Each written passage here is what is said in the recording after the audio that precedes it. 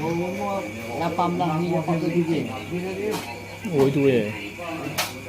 Nak dalam projek pertanian, tanaman, peternakan, perikanan, perindustrian, asaskan ini.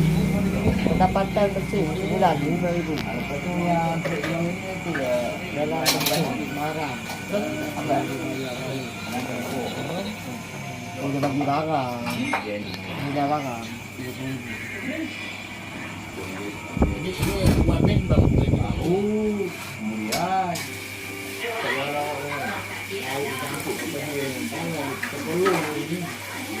Tapi ni tak butuh ni.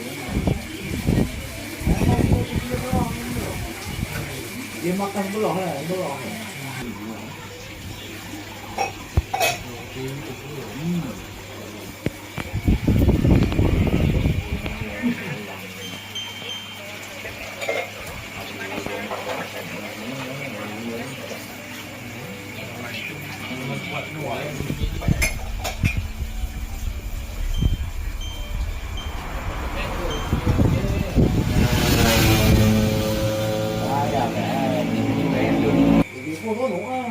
Dengan dia main ke panggil ramai orang.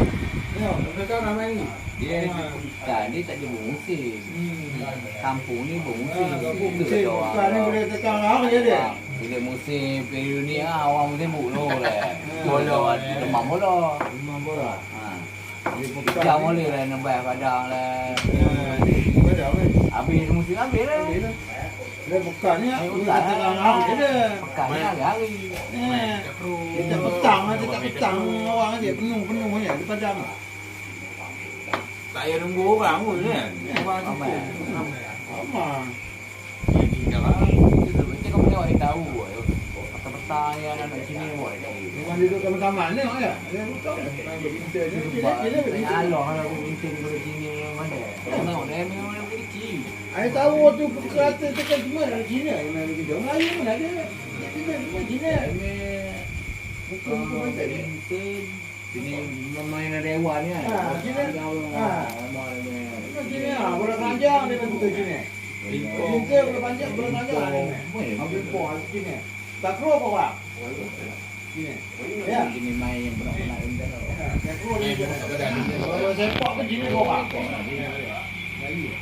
Sejarah macam orang di sini.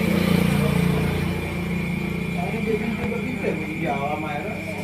Dia.